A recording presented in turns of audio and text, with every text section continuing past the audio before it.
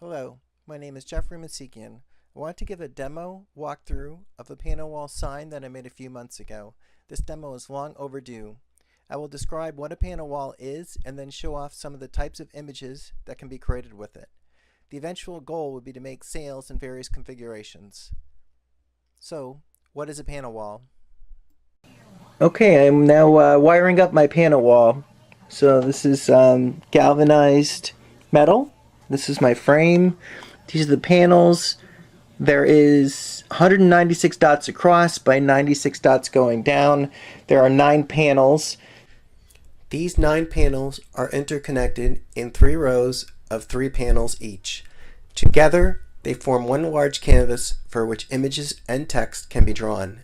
There are different types of panels. Waterproof panels are used outdoors.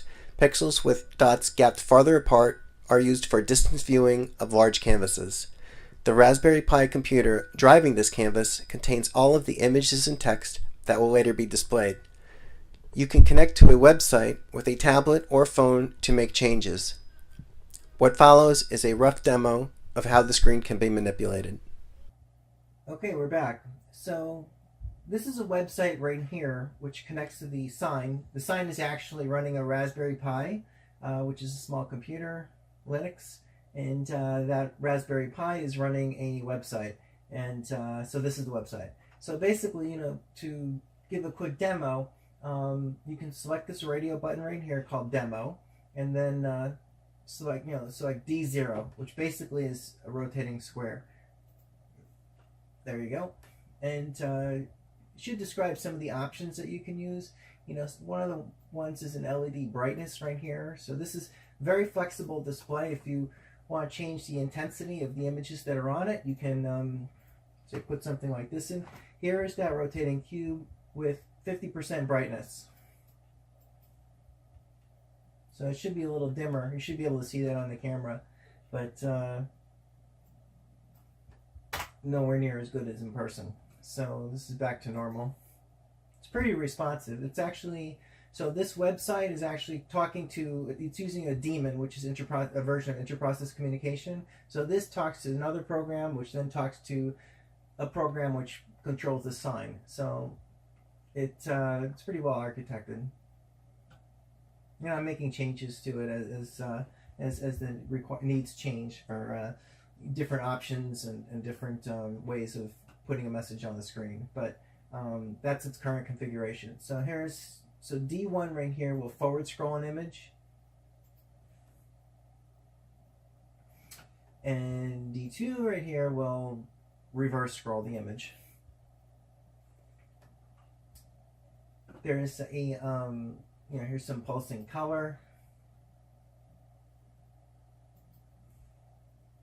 You get an idea of how responsive this is. As soon as you hit the update button, changes take effect. Here's some volume bars.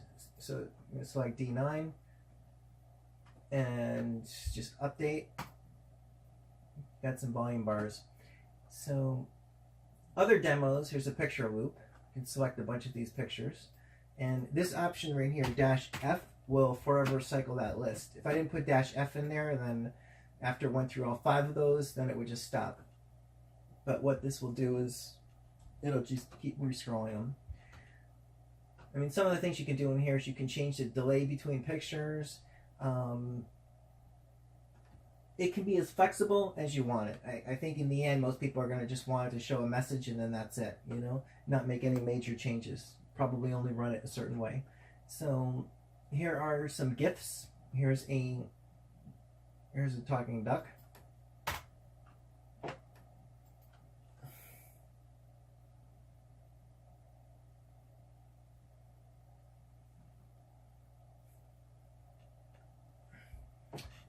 Here's a couple people thumb wrestling. Here's some guy yelling. By the way, those are animated GIFs, which you can get from anywhere.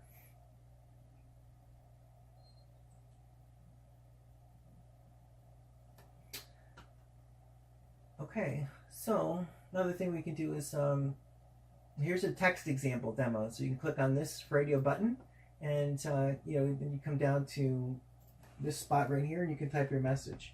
So you can say something like, this is line 1. I coded it so that if you put a star in there, that'll put another line separator. Here's line 2, line 3, line 4. So you put your text in there, you select the font. Here's 10 by 20, and of course you can come in options down here, and you can put in X and Y origin. You can change the color, background, everything. But just some basic text on the screen.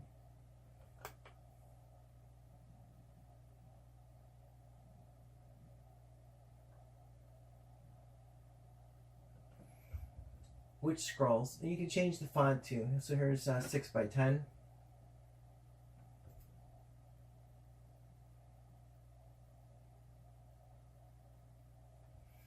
So again, what's happening is as soon as I hit update on this, it's actually sending a refresh to the website, just like you would do if you were to do a search on Google.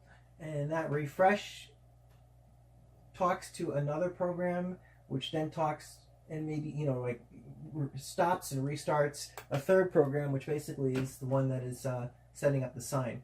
So those programs that are running in the background, the second order programs, those things can be like, here's a C program.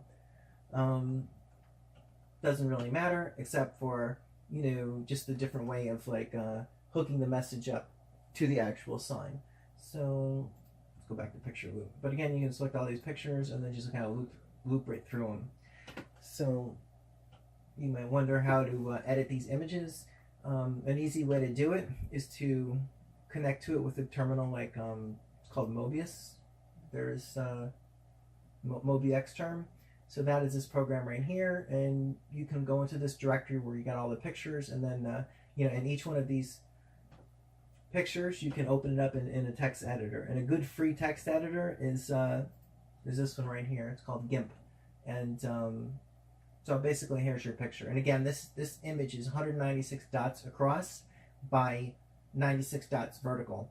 And so essentially, if you want to load up pictures as your message, you create them in your image editor, and you can dump them in there, and you can run it through something like this picture loop. But again, this software, it's all beta right now, so this website and how the message is coming on the sign is constantly changing. So if someone wants messages to be automated, say delivered from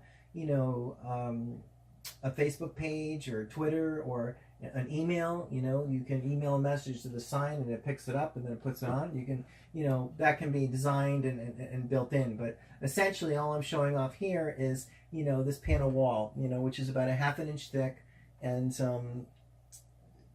extremely bright dots. So